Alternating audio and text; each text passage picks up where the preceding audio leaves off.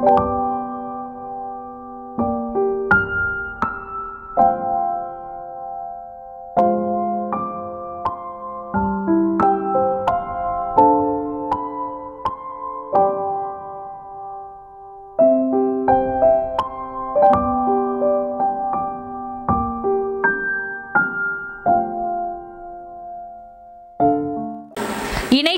23, 13, 14.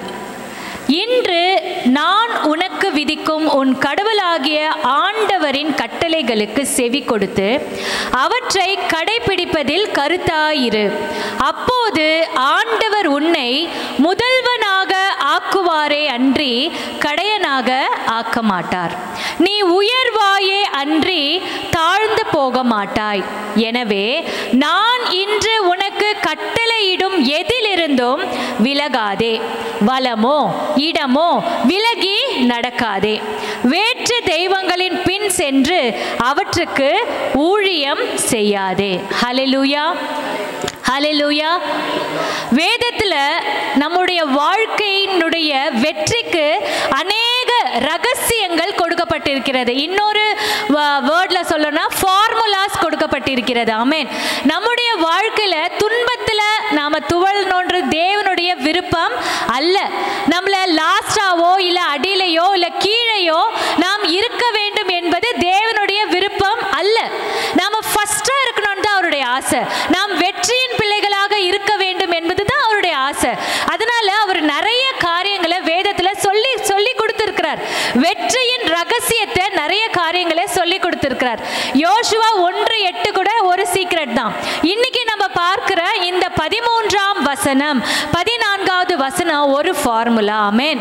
Israel ஜனங்க கானான் தேசத்துல அவங்க அந்த ப்ராமிஸ் லேண்ட் அவங்க போகிறதுக்கு முன்னாடி தேவன் அவர்களுக்கு தருகிற ஒரு ஒரு கீழ்ப்படிதலுக்கான ஆசீர்வாதம் என்று இங்கே சொல்லப்பட்டிருக்கிறது. பாருங்க, இன்று நான் உனக்கு விதிக்கும் உன் கடவுளாகிய ஆண்டவரின் கட்டளைகளுக்கு. இப்போ இந்த தியானிக்கத்துக்காக நம்ம முதலாவது ஒரு கேள்வியை கேட்டு பார்ப்போமே, யாருடைய கட்டளை? அப்ப இந்த வசனத்தை நீங்க உற்று நோக்குங்க. நம்ம வேற எங்கேயும் போக போகிறது இல்லை, அந்த வசனத்திலே தான் நம்ம தியானிக்க போகிறோம். இதுல யாருடைய கட்டளை அப்படின்னு ஒரு கேள்வி கேட்டா இங்க வசனம் நமக்கு சொல்லுது, உன் கடவுளாகிய ஆண்டவரின் கட்டளை. ஆமென்.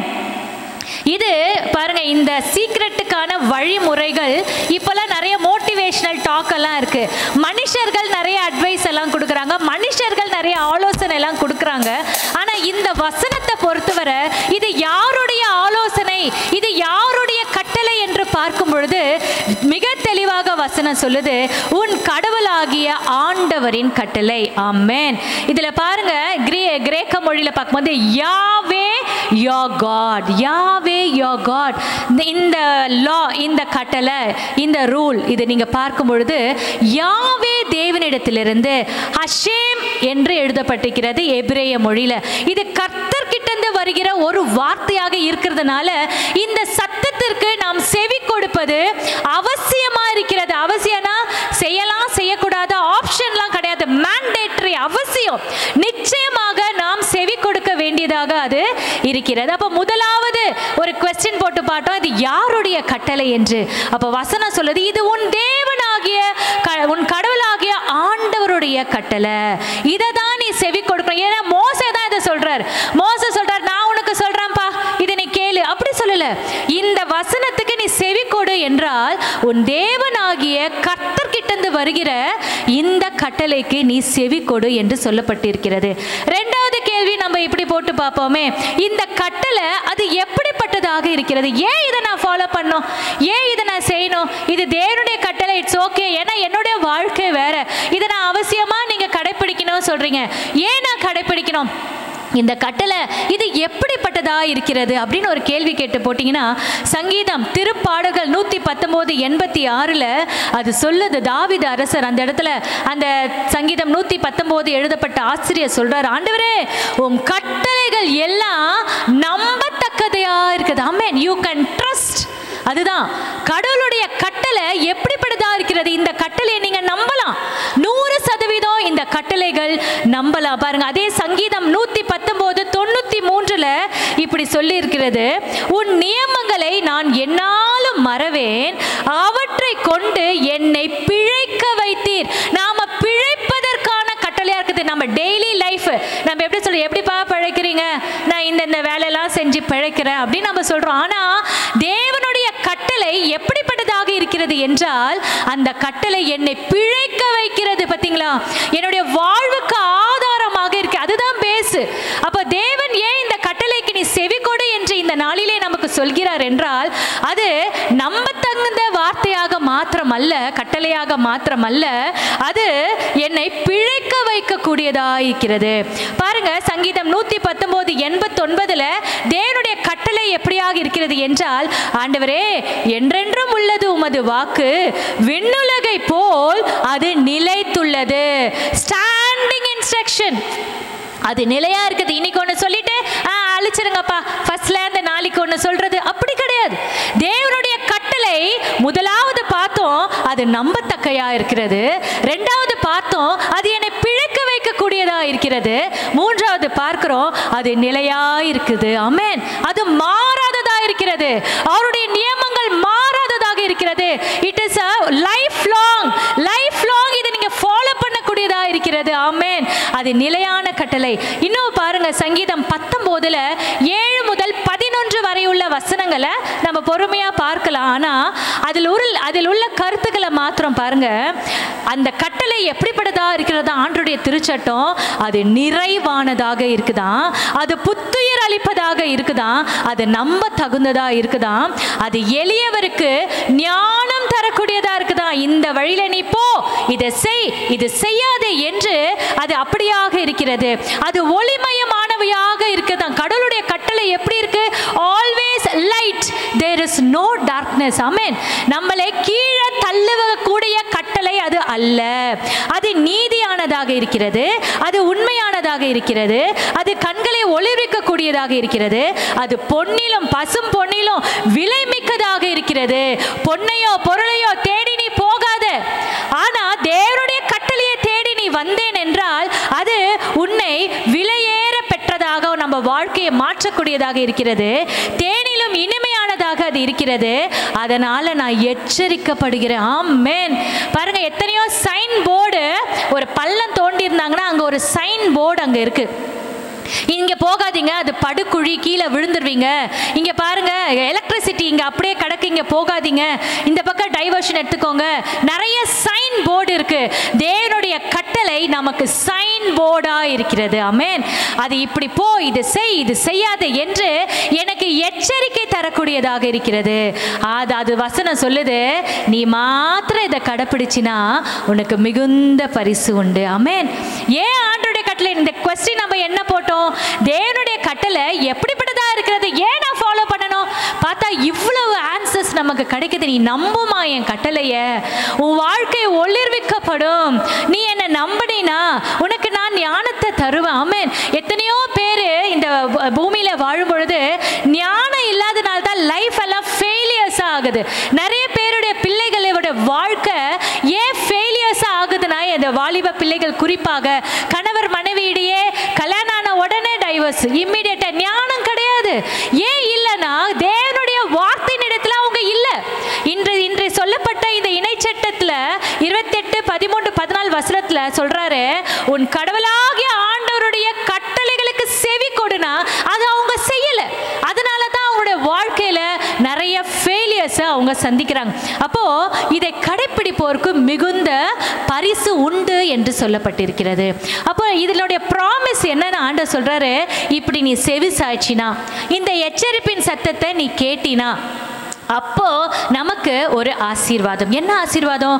நீ அப்போது ஆண்டவர் உன்னை முதல்வனாக ஆக்குவாரே அன்றி, த ஃபர்ஸ்ட், முதல்வனாக அன்றி கடையனாக ஆக்க மாட்டார். நீ பின்னாடி எல்லாரும் உன்னை கேலி பண்ற அளவுல அவமானப்படுகிற வாழ்க்கை உனக்கு இருக்காது என்று தேவன் சொல்கிறார். நீ மக்கள் மத்தியில் நீ அவமானப்பட மாட்டாய் என்று தேவன் என்று சொல்கிறார். நீ என் கட்டளைக்கு செவி கொடு. என் கட்டளை நம்பத்தக்கதா இருக்கிறது. அது உன்னை பிழைக்க வைக்கக்கூடியதாக இருக்கிறது.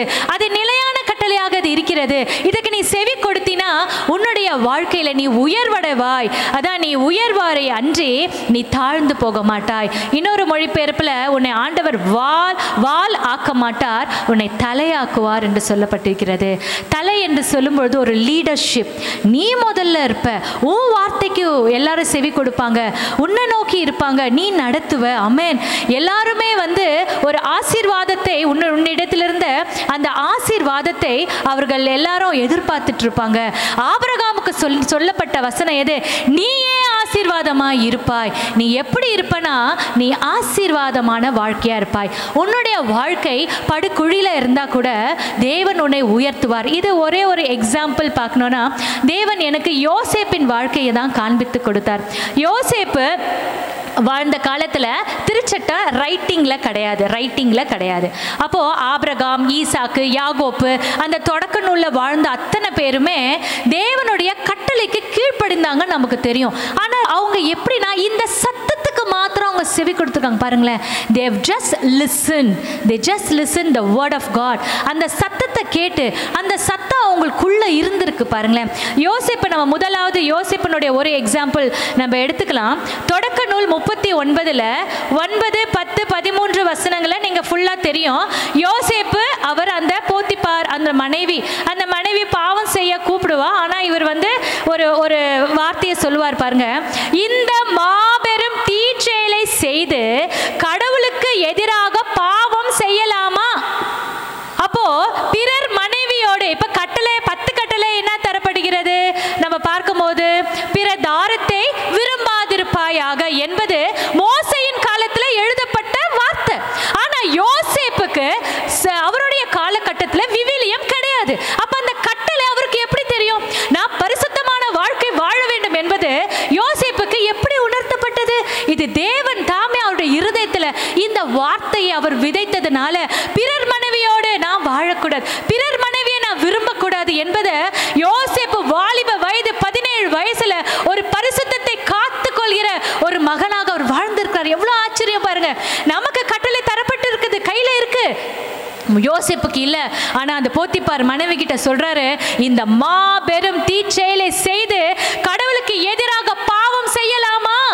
அப்ப பிறர் மனைவியை விரும்புவது பாவம் என்பது அவருக்கு தெரிந்து அவர் இருதயத்தில் உணர்த்தப்பட்டு அவர் எப்படி ஓடினார் என்றால் மேல் ஆடையை விட்டு ஓடி போனான் என்று சொல்லப்படுகிறது.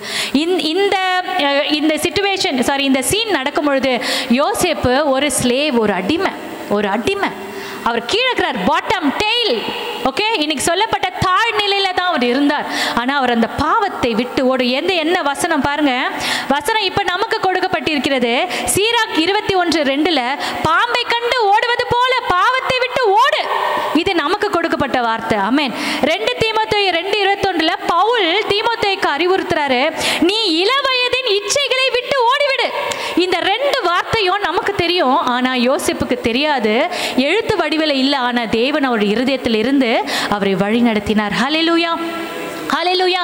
இந்த கட்டளை அவருக்குள்ள இருந்ததுனால, இந்த எச்சரிப்பின் சத்தம் அவருக்குள்ள இருந்ததுனால, இதோ யோசேப்பு அங்க ஒரு பரிசுத்த ஜீவியத்துக்காக அந்த மேலாடையை விட்டு அவர் ஓடி போனார் என்று நாம் பார்க்கிறோம். அதே போல 2வது பாருங்க, நீதிமொழிகள் 3:5 சொல்லுது, உன் சொந்த அறிவாற்றலை சார்ந்து நில்லாதே. நிறைய பேர் நம்மளே அது சொல்லுவோம், எனக்கு எல்லாம் தெரியும்பா, எனக்கு எல்லாமே, எனக்கு ஆல் ஏரியாஸ் எனக்கு தெரியும், உனக்கு ரொம்ப தெரியுமா, எனக்கு ரொம்ப தெரியும். இது நமக்கு நிறைய நம்ம சொல்லுவோம். நம்முடைய ஓன் அண்டர்ஸ்டாண்டிங்ல தான் நம்ம நிறைய காரியங்கள் செய்கிறோம். ஆனா யோசேப்பு அப்படி இல்லை. அவர் முழுக்க முழுக்க தேவனை சார்ந்திருந்தார். அவருக்கு கனவுகளுக்கான விளக்கத்தை தரக்கூடிய ஒரு கிஃப்ட் அவருக்கு தேவன் தந்திருந்தார். தரிசன கண்களை அவருக்கு ஆண்டவர் தந்திருந்தார். ஆனா பார்வோன் சொல்றான், அப்பா நீ தான் கனவுக்கெல்லாம் விளக்கம் தருவியாமே, நீ சொல்லுன்னு சொல்லும்போது யோசேப்போட வாயிலிருந்து வந்த வார்த்தை பாருங்க. தொடக்க நூல் 41:16 யோசேப்பு பார்வோனுக்கு மறுமொழியாக, நான் அல்ல, கடவுளே பார்வோனுக்கு நலமிகு மறுமொழி வழங்குவார். அப்ப பாருங்க, அவருக்குள்ளாக என்ன இருக்கு? அவர் சொந்த அறிவாற்றலை சார்ந்து நில்லாதேன்னு கட்டளை, அது அப்புறம் தான் எழுதப்பட்டது. ஆனா அவர் இருதயத்துக்குள்ளாக, நான் அல்ல, என் சொந்த விருப்பம் அல்ல, என்னுடைய அறிவல்ல, என்னை நடத்துறது தேவன், என் தேவ கட்டளின் பிரகாரமாக, என் தேவ எச்சரிப்பின் சத்தம் பிரகாரமாக, என் தேவன் கொடுக்கிற அந்த ஸ்கில்ஸ், அந்த திறமைகள் பிரகாரமாக தான் என்னுடைய வாழ்க்கை இருக்கிறது என்று நான் ஆண்டவுக்கு சொல்ல மாட்ட விளக்கம் என் கர்த்தர் சொல்லுவார் என்று அந்த வசனம் அவர் இருதயத்துக்குள்ள இருந்ததை வெளிப்படுத்துறார் பாருங்க. ஹல்லேலூயா. அப்ப அவர் தேவனை சார்ந்து இருக்கிறார். அந்த கட்டளை இருதயத்துல அவரோடு கூட பேசுது. அந்த கனவுக்கு விளக்கத்தை கொடுத்தது தேவன். இருதயத்துல இருந்து அந்த கட்டளை பேசுகிறது, அந்த வார்த்தை பேசுகிறது. அந்த வார்த்தை பேச பேசதான் அந்த கனவுக்கான அந்த விளக்கத்தை அவர் தந்தார் என்பதை அவர் எவ்வளோ அழகா அந்த பார்வோன் கிட்ட சொல்றார் பாருங்க.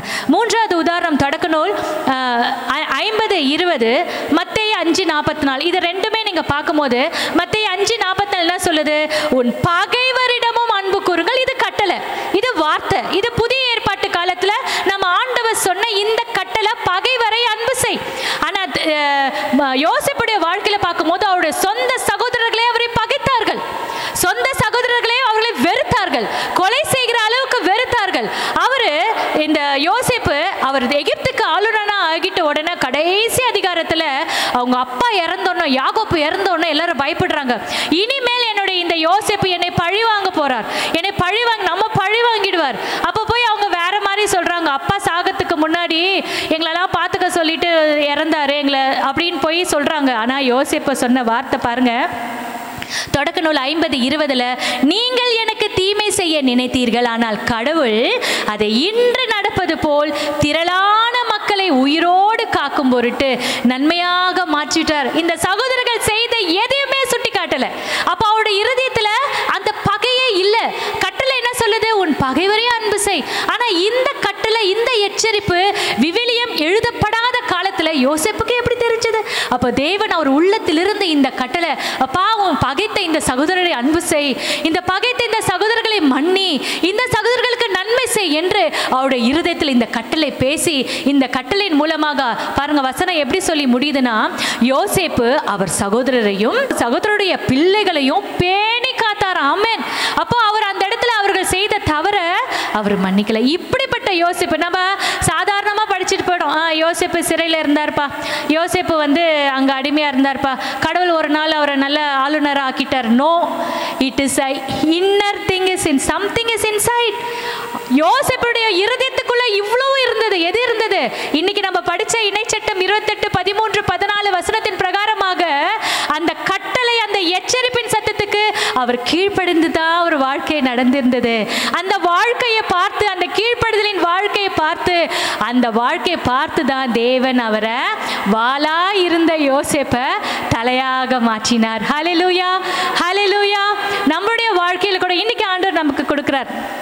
எனவே நான் இன்று, நல்ல கவனிங்க, இந்த இன்றுன்ற வார்த்தை இது யோசேப்புக்கு அல்ல, இது இணைச்சட்ட நூல்ல சொல்லப்பட்ட அவங்க இஸ்ரேல் ஜனங்களுக்கு அல்ல. இன்றுனா நமக்கு. இன்று ஆண்டவர் சொல்றார், நான் உனக்கு உன் கடவுளாகிய ஆண்டவரின் கட்டளைகளுக்கு செவி கொடுத்து அவற்றை கடைபிடிப்பதில் கருத்தாயிரு. Be careful. இங்கிலீஷ்ல எப்படி எழுதியிருக்கு தெரியுமா? Be careful. நீ ரொம்ப கருத்தாயிரு, அப்போது ஆண்டவர் உன்னை முதல்வனா ஆக்குவாரே அன்றி கடையனாக ஆக்க மாட்டார். நீ உயர்வாரே அன்றி தாழ்ந்து போக மாட்டாய். எனவே நான் இன்று உனக்கு கட்டளையிடும் எதிலிருந்தும் விலகாத. இன்னைக்கு கூட இப்ப பிரதர் மூலமா ஆண்டவர் தருகிற செய்தியில கட்டளை இருக்கு. இந்த வேதம் முழுவதுமாக கட்டளை இருக்கு, எச்சரிப்பின் சத்தம் இருக்கு.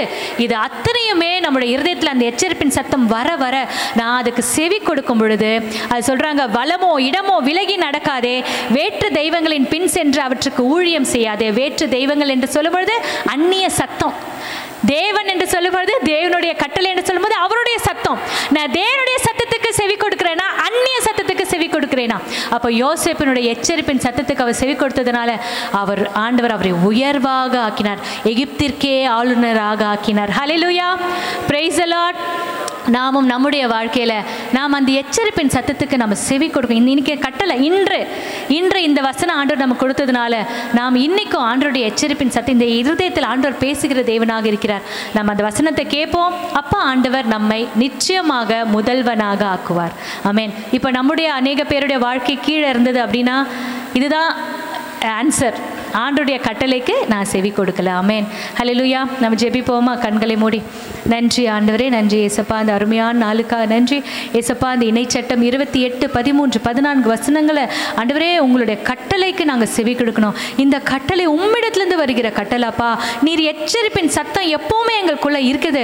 ஆவியானவர் எங்களை எச்சரித்து கொண்டு தான் இருக்கிறார் அப்பா. யோசேப்பு போல அந்த எச்சரிப்பின் சத்தத்துக்கு நாங்கள் செவி கொடுக்கும் பொழுது ஆண்டவரே எங்களை நீங்கள் உயர்வான ஸ்தானங்களில் அப்பா எங்களை நீ தலையாக ஆக்க விரும்புகிறீர் என்பதை இன்று நாங்கள் கற்றுக்கொண்டோம். இந்த வசனம் எங்களுக்குள்ளாக அப்பா 30, 60, 100 மடங்கு பலன் தர கிருபை செய்யுங்க. ஆவியானவர் நடத்தின மாபெரும் கிருபைக்காக அப்பா நாங்கள் நன்றி செலுத்துகிறோம், தாழ்த்துகிறோம், ஒப்பு கொடுக்கிறோம்.